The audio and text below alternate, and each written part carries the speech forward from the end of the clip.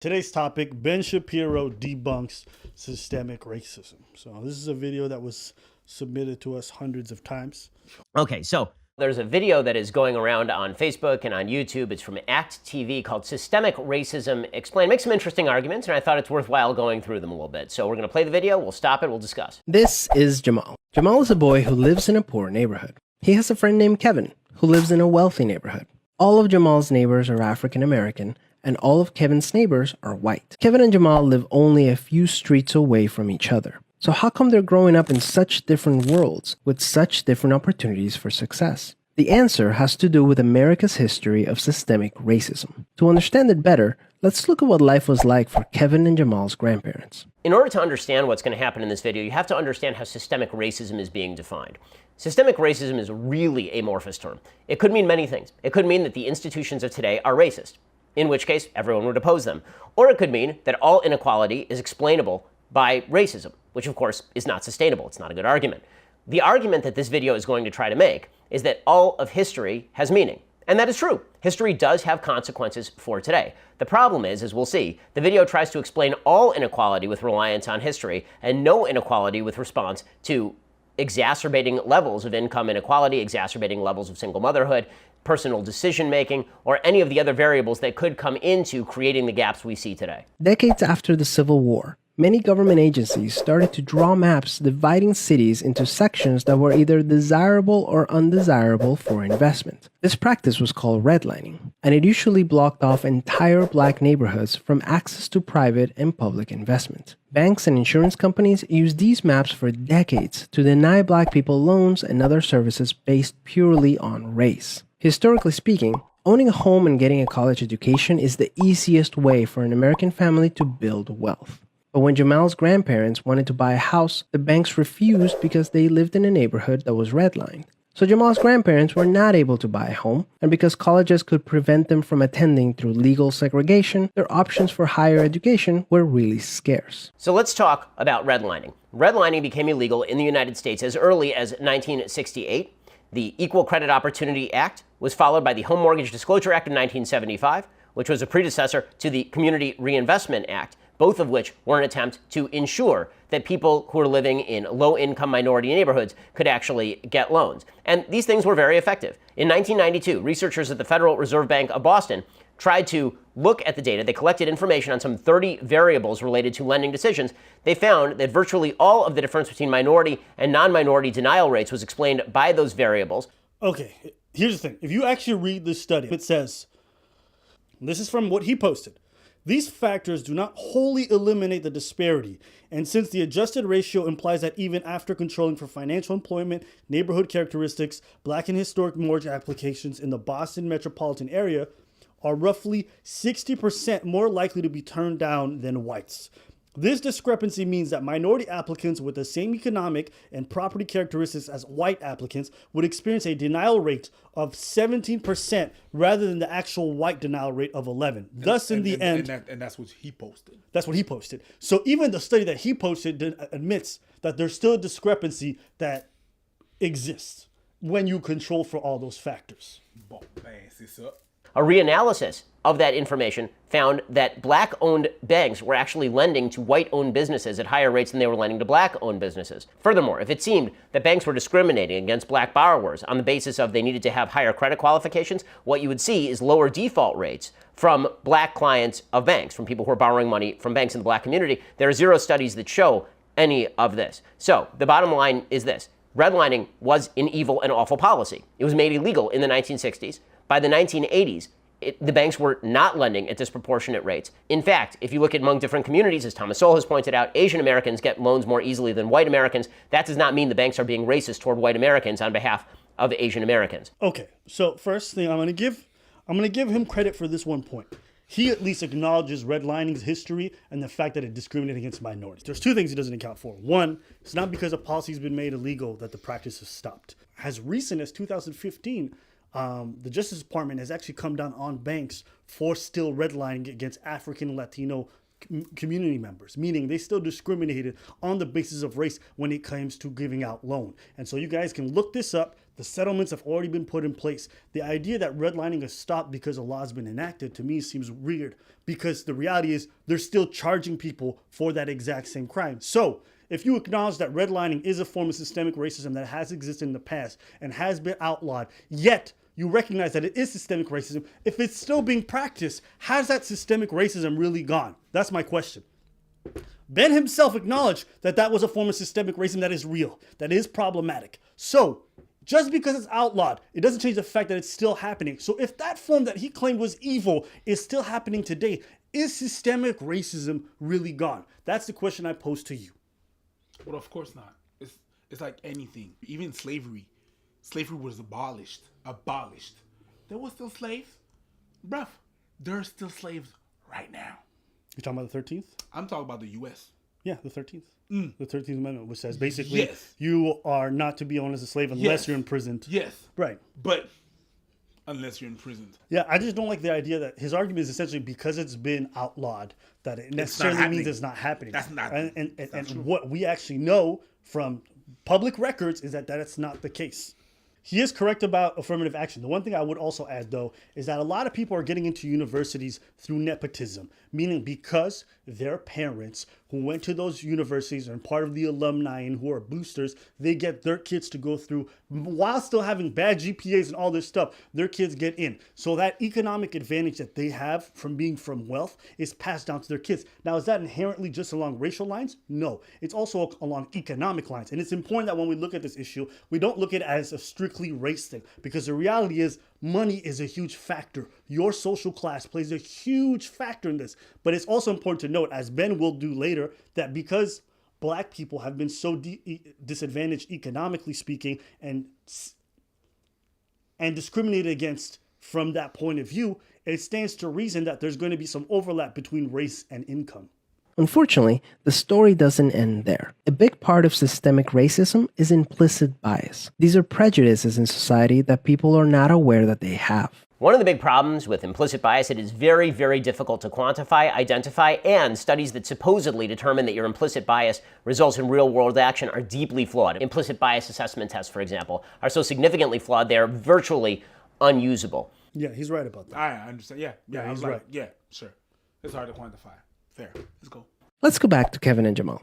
Against all odds, Jamal manages to be the only student from his high school to get accepted into a great university, the same one that Kevin and his high school friends are attending. But after Kevin and Jamal both graduate, Jamal notices that his resume isn't drawing as much interest as Kevin's, even though they graduated from the same program with the exact same GPA. Unfortunately for Jamal, studies show that resumes with white-sounding names get twice as many callbacks as identical resumes with black-sounding names. The research is actually a lot more interesting than what is being portrayed in this video. There are several studies here. There was one famous study that was done that suggested that first name differentiation was indeed being used by employers. So if your name was Lakeisha, for example, this is the name that is actually used in the study, Lakeisha versus Greg, that you are less likely to get a callback. There was another study that showed a historically black last name like Washington or Jefferson provided no actual differentiation from historically white names, like Greenberg, for example. He said... Hold up.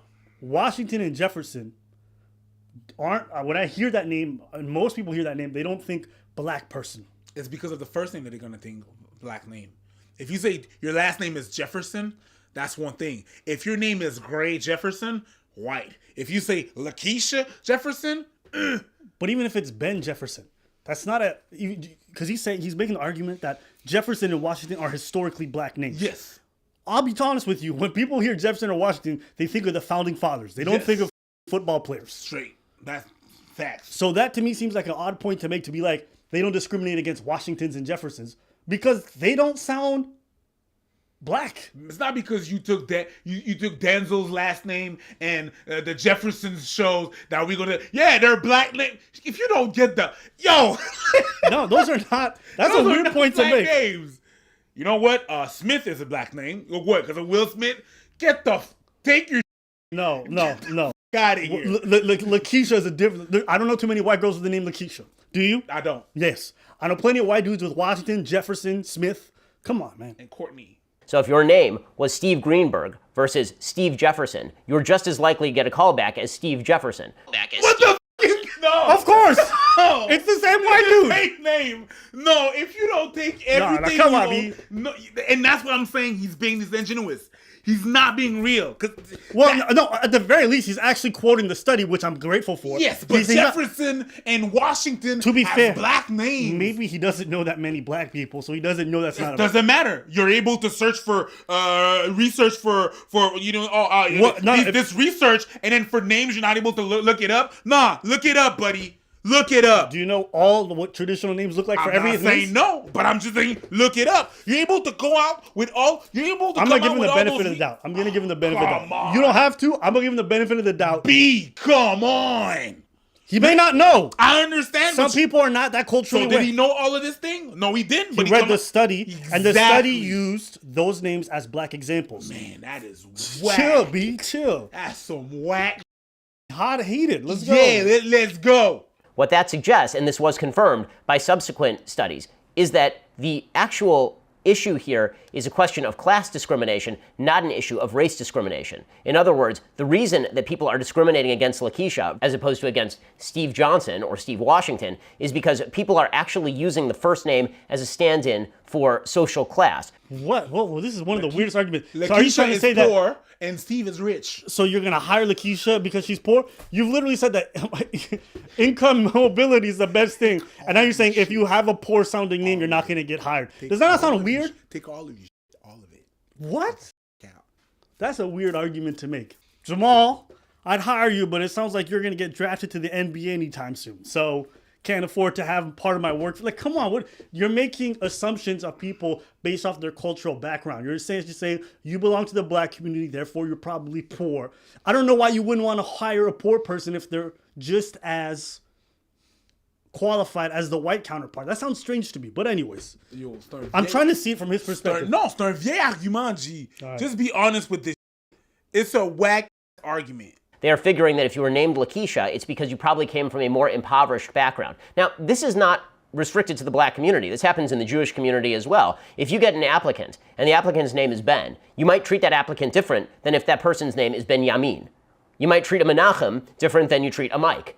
And that is because you are trying to read into the person your perceptions of culture or perceptions of class, not really perceptions of race. Bro, that sounds a lot like racism. I don't know to y'all, but if I hear a name, he'd be like, he probably commits crime. Listen, if you listen to a name and then you infer some kind of criminality, some kind of wealth problem, some kind of mental aptitudes lacking, that sounds a lot like racism. Okay, maybe it's a culture thing. Are you trying to say I'm not racist, I'm xenophobic? Like, what are we arguing here? Are you really trying to hire Jamal?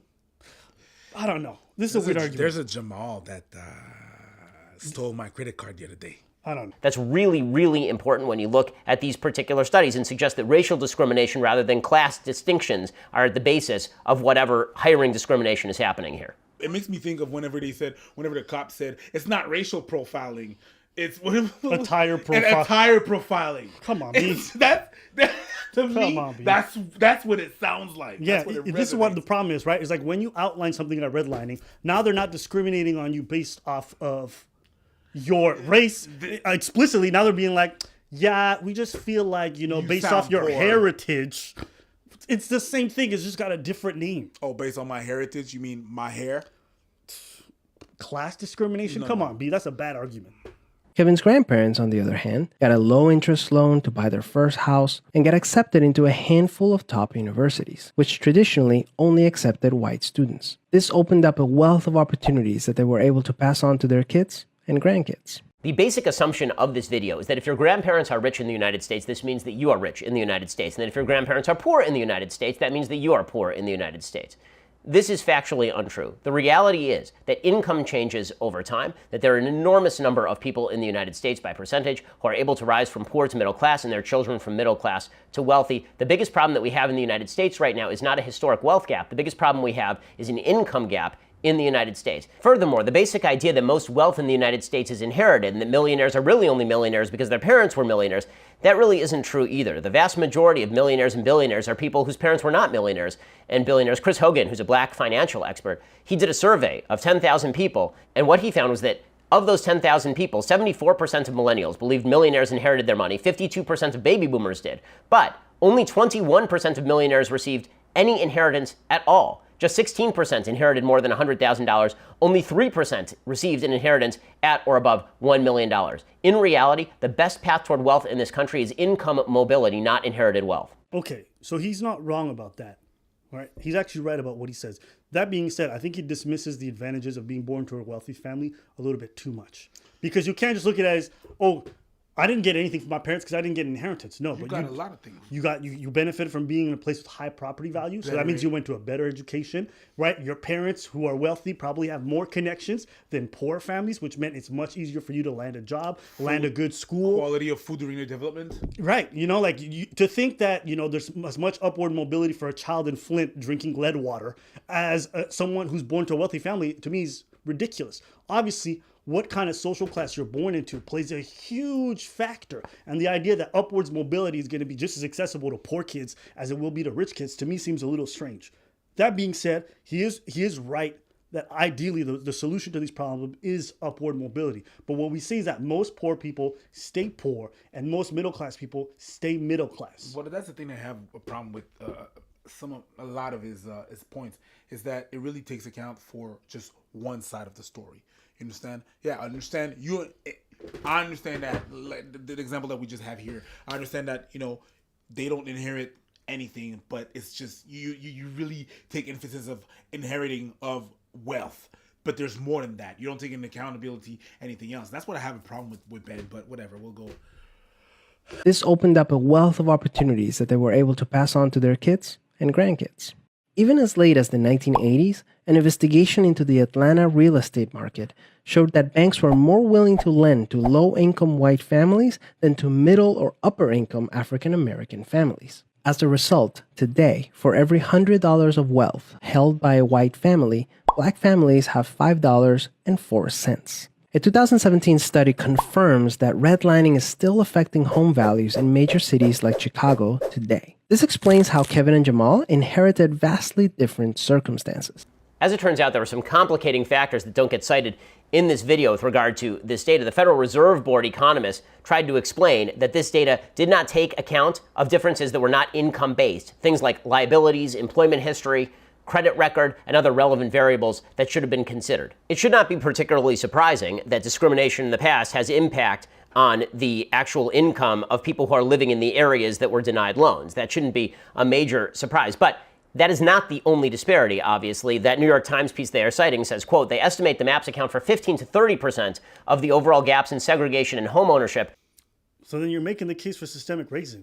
The idea that systemic racism is the only reason why people are being held back is not one that most logical people are going to make. They're saying it is a contributing factor, right? Of course, personal decisions and, family surroundings, all these other things are going to play an impact. But you've just literally stated that it does have an impact in the home ownership of people there today. So when people say you're debunking systemic racism, it seems odd to me when right here you're acknowledging that it does have an impact on today's real estate opportunities for minority communities. But he tosses it out the window because it's really just one side. Well, I don't know if he's tossing it because he's acknowledging it. So he's not tossing it out. He's saying but it if is. he debunks it, you cannot call it debunking.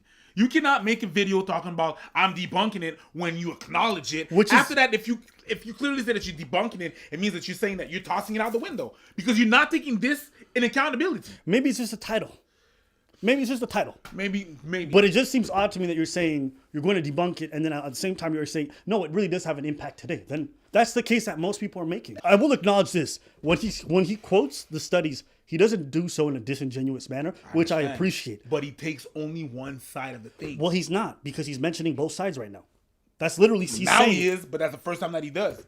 That's the first time in the whole video that he did. Where we at now? 923, and that's the first time that he acknowledged it. The both sides out of everything that you said. I don't know. Okay. That they find between the highest risk area and the second highest risk areas, those were the ones that were being classified. The truth is that when it comes to redlining, you have to look at the gradations as well. There is always going to be a difference in the availability of loans to people who are living in the highest risk areas as opposed to the people who are in the very lowest risk areas. Another factor is that if history does make a difference, then if you are denied loans in a particular area, and if there's less money in those areas, and as crime goes up, and as property taxes kick in, there's not enough money to take, and as schools get worse, obviously that's going to continue to have effect in that particular area. That doesn't mean the same people are living in that area who always lived in that area, or that people who grew up in that area in 1960 necessarily have to live in that area, or that their grandkids have to live in that area in 2020. Here's the thing. Statistically speaking, we know that most poor people do not move, right? Like, for higher income people, it's much more accessible to move because you have more financial flexibility to go somewhere else. For poor people, you guys can look this up yourselves, they don't move as much. So he's saying, essentially, if you live in an area and you were shafted, generationally speaking, by redlining and bad loan practices, move. Well, most poor people don't have that opportunity. He's also saying, when you're living paycheck to paycheck, okay, and you're just trying to make rent and you don't know you're going to have a job in the next city, you can't just up and move. You're saying that he's not being disingenuous, but I feel like he is in a way, because he's just disregarding a bunch of things. Because Jamal's school district is mostly funded by property taxes, his school is not very well funded. His classrooms are overcrowded, his teachers are underpaid, and he doesn't have access to high-quality tutors or extracurricular activities. Kevin's school district is also funded by property taxes, so his school is very well funded. His classrooms are never crowded, his teachers are very well paid, and he has access to high-quality tutors and lots of extracurricular activities. So let's talk for a second about school policy. The reality is that if you wanted Jamal to be able to go to Kevin's school, what you'd want is something called school vouchers. You want people to be able to move away from their school districts. One of the chief reasons that Jamal is confined to his local public school is because of Democratic policy that has decided that you must go to school in the district where you live. And this is also why a lot of people have left lower income areas and moved out to higher income areas specifically for better public schools. So if you want Jamal to have the same educational opportunities as Kevin, perhaps you should have school vouchers for private schools, or perhaps you should have charter schools, which is what Mayor Bill de Blasio in New York is fighting against, or perhaps you should break the teachers' unions, which are costing a fortune, particularly on a disproportionate level in areas where they're not spending enough taxpayer dollars. So I'm all for improving Jamal's schools. I'm also all for Jamal having all the same educational opportunities as Kevin. The problem is most Democrats are not. Okay. I don't entirely disagree with this point, but it seems kind of odd to say you can move, or you can, like, sometimes schools are not necessarily well placed. Like, let's say if I'm living in an area and the only close by school that we have access to is this one.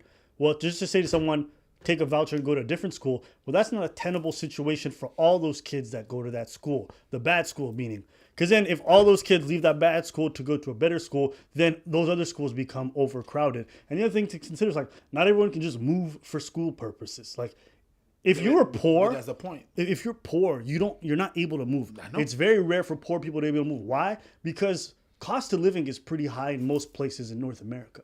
So to move from where you're at, which, you've kind of established some kind of system, to move somewhere else, try to find a new job, trying to find a location that's close to that school, it's very difficult. So that's what I was pondering about, because he's just said, well, if you want to have a better school, you just have to move. And I'm like, well, that's the problem, is that if you said that the area where you live at is financing with the school taxes and stuff like that, it's financing the schools, then you just moving increases your cost of living, which you can't necessarily afford. So I was like, yo, that point is weird. Yeah, no.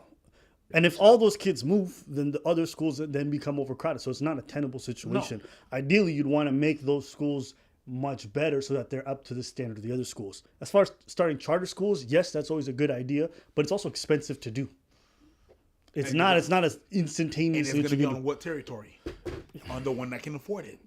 Well, charter schools are a little bit different than that. But yeah, I don't entirely disagree with him, but I don't also think his solution is as good as he claims. Implicit bias is one of the reasons why the black unemployment rate is twice the rate of white unemployment. Well, this tends to neglect one key factor. What did you major in? What did you study? It turns out that people who major in education aren't going to do as well as people who major in engineering. According to research from the Center on Education and the Workforce at Georgetown University, this is a quote from PBS, African-American college students are more likely to pursue majors that lead to low-paying jobs, setting up many for future debt and underemployment. Over time, these occupational choices contribute to the wealth and opportunity gap between whites and blacks that spans generations. Anthony Carnival, who's the director of the program, says basically African Americans have been going to the right church but sitting in the wrong pew. In a way, they are using education to climb the social and economic ladder, but they're being steered toward majors that will make them low earners. So, in other words, there are several confounding factors that are not being taken into account in this video. 1, what college did you go to? 2, what did you major in? And 3, what kind of job did you get afterward?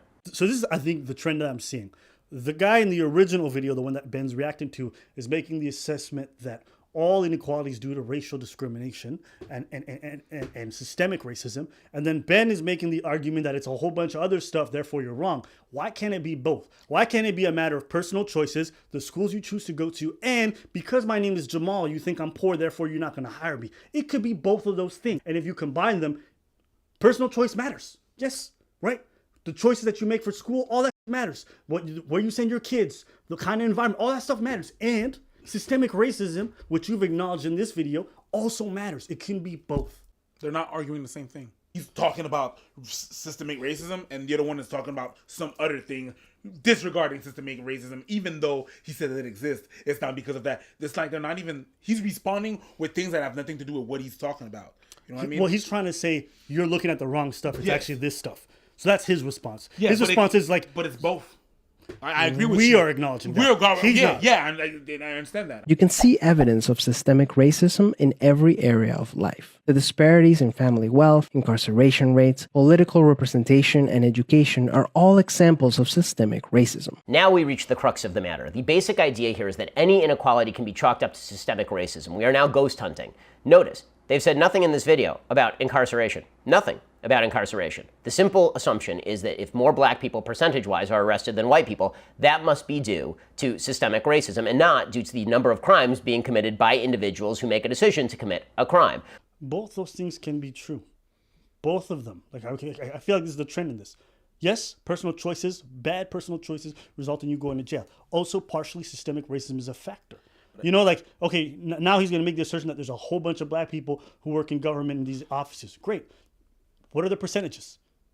What are the percentages? It's not because Barack Obama can be president of the United States that systemic racism doesn't exist. That's not the argument that you need to make. It can be both those things. People can make the right personal choices and get in good places in life, but we also acknowledge that sometimes systemic racism can shaft some people. When it comes to representation, the truth is there are many, many black Americans in Congress. We've had a black president of the United States. People choosing to run and people choosing to vote, that is an aspect of American freedom. And when it comes to education, there are plenty of affirmative action programs that exist at virtually every major university. In fact, there are entire university systems like the University of California that have gotten rid of the SAT and the ACT as admissions criteria specifically because they weren't allowing enough minority students to attend. So to attribute all inequality to systemic racism is simply to say that everything you don't like must be due to systemic racism. Unfortunately, the biggest challenge with systemic racism is that there's no single person or entity responsible for it, which makes it very hard to solve. I agree with that notion. And it's like when you have these discussions, What notion? What he just said about like there's no one person that you can ascribe it to, there's no face of it. And it's like important to note that like when you talk about systemic racism, you don't have to look at white people like you're guilty of this. Sometimes people can be complicit in the system and not even realize it. For example, not saying this is my opinion, but if I looked at police officers and I went look at the police system and I said, hey, the laws that they're enacting. So for example, if they were violating your Second Amendment rights, okay, they were taking away your guns against your rights. Okay, the police officers were told to do it and they did it. Those police officers may not be evil, but they are upholding a system that is violating your rights, meaning they may not be intentionally doing anything. They may not have bad intentions, but because they are the arm of that system and engaging in it, they're the bad ones. Do you understand what I'm saying? Yeah, of course. These people are not waking up in the morning and saying, I'm going to infringe their rights Right. every day. I'm going to do that and I'm going to infringe your rights, sir. Yeah. No, most of them, most of the time, are executing orders. It's not them saying it's what the order is. Right. That man that got pushed, right? And the old man that got pushed and that his skull got cracked. It was an order. Yeah. It was an order that was asked to be done. You Right. understand? So I understand after that why the 57 people they decided to resign from that task force, not from the police, but from that force, because at the end of the day, they were not, okay, you asked me to do a job, but you're not going to back me up in the end. Right. I don't want to be mean, but I'm just trying to do my job. You understand Right. what I'm saying? In the same token, soldiers who can be sent to an unjust war can be good people, but because they are part of a system that's making them do something that's unjust, and to be clear, most people agree that the war in Afghanistan and Iraq was wrong. Now, not back then, but now, It doesn't mean that it reflects on their character. In that same token, just because systemic racism exists, it doesn't mean that white people everywhere are guilty of this problem. Do you understand? So when we have this discussion, don't feel defensive. Don't feel like, oh, and we're not saying that white people can't suffer, or white people can't be poor, or white people can receive very little to no handouts. That's not what we're saying. We're saying there is a system that purposefully discriminates against black on the basis of their skin, as Ben has admitted, which is redlining. And there's other forms of it, but we're going to just stick to what he mentioned.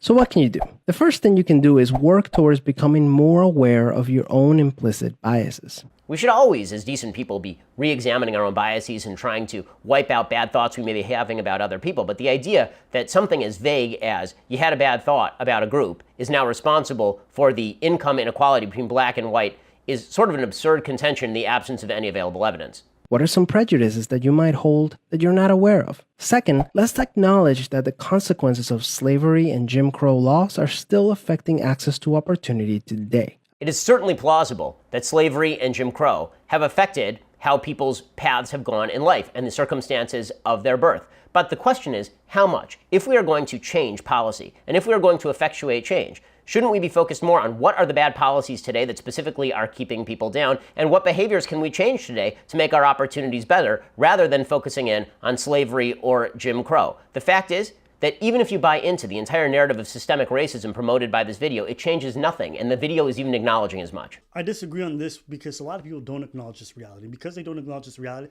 they don't want to acknowledge a lot of the changes that people want to implement in order to fix these issues. Because they don't understand where it's from. We outlawed redlining. Great. It's still happening today. How do we fix that? But if you don't acknowledge the fact that redlining ever existed or that was ever racially biased, which by all accounts, all historical facts, it was, then we can't have a discussion on how to fix it today. We have to come to a conclusion and acceptance of the facts of this history in order for us to move forward. We had Truth and Reconciliation here in regards to Native Americans and what the Canadian government did to them. Still a long way to go, but they at least came to the point where they acknowledged it, and now we can do some moving forward in order to fix that. Am I wrong? You're not wrong, but without even acknowledging it, you can't take a first step. You're not wrong. So you're not wrong. So that's why I disagree with him on. But anyways, I'll keep going. As a result, we should support systemic changes that create more equal opportunities for everyone. Increasing public school funding and making it independent from property taxes would be a great start, so that poor and wealthy districts can receive equal access to resources. The suggestion that simply pouring money into public schools is somehow going to be the solution has been belied by nearly every independent study ever done of public education. Obviously, we should be spending more on schools where not enough spending is going on, where there aren't school books or there aren't enough desks. But the real problem that's existing in educational performance has very little to do with income and a lot more to do with the access to educational opportunity provided in homes. If you have a single family home, it is very difficult for mom to be able to help with homework. If you don't allow kids to go to better schools outside their neighborhood, rather than simply pouring money into failed neighborhood schools, then you're not really granting opportunity. He is right about that. I actually looked up the studies just to double check. Most of them say if you just throw money at a school, they don't have the system in place to be able to use it appropriately for the students. Sense. But there's no doubt that underfunded schools that can't even give kids basic tech books and adequate teachers and after-school curriculars is a problem. It's messed up that in some schools, like I've seen in some schools, no clean drinking water. It's not even that. It's just like, I got 30 kids and I got 13 English books and I got 15 math book. I'm like, what the are you talking about? Yeah. What are you even talking about, lady? Yeah. You have 13 math books for your class of 30. Yeah. And 15. It's a problem. And you know what? The issue with it is like the U.S. in particular doesn't rank really highly in terms of their education levels at those levels. Systemic problems require systemic solutions. Luckily, we're all part of the system, which means that we all have a role to play in making it better. Peace. It's easy enough to say that we all have a role in making the system better, but when you suggest very few practical solutions other than rote democratic policies that have been failed nearly every time they've tried, it makes it difficult to believe this isn't just a political ploy rather than an argument in favor of bettering individual human lives. To deny the effects of history would be idiotic. History obviously has consequences. And to deny that racism exists would be similarly idiotic. But to attribute every problem in American life to racism or inequity is to be foolish and counterproductive and not to make the world a better place. I agree with him on the last point. You can't attribute everything to racism. All right. Some of it is a matter of class. Some of it is a matter of income. Even when it comes to these protests and riots, I'm like, you guys are so focused on just police. We have to acknowledge the fact that income inequality is also a big problem that we have in North America and Western civilization in general. The biggest indicator and the biggest correlating point that you can find for revolts and riots in most countries throughout history has been income inequality. The poorer people get, the more upset they get with the upper class, and then as a result, the anger builds up until there's a boiling point, right? So I agree with him on that point. But I just find it weird that you title it Debunking Systemic Racism while simultaneously acknowledging the fact that racism does exist and acknowledging different forms of systemic racism. So to me, it's just the title that really bothered me. Otherwise, I didn't mind the video too much, except for 1 or 2 points. That's what I have to say about it. What do you think, Preach? Well, don't call it debunking if you're not debunking. Okay, that's clickbait. I understand what you're trying to do and everything and stuff, but that's clickbait. And there's you post pictures and things that you're talking about, but you don't really read the whole thing. It's really one-sided. Sorry, that's what I found. So I'm like, whatever. It's just Ben Shapiro being Ben Shapiro. So I was like, Thing is that Ben Shapiro has a big ability to sound smarter than he really is.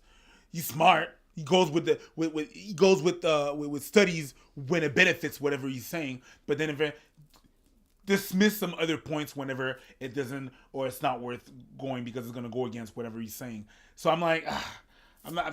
That's why I'm not really a fan of Ben. I could listen to him because sometimes he's going to bring another incentive. He's going to bring another point to what I'm thinking or what I'm hearing. But it's like sometimes it's very one-sided, and you're purposely not trying to look at the whole picture or what is trying to be said. And that's what I felt about this video. Cool. Well, we want to hear your thoughts. What do you guys think in the comments below? Do you agree or disagree with our assessment? We want to hear your thoughts. That's it.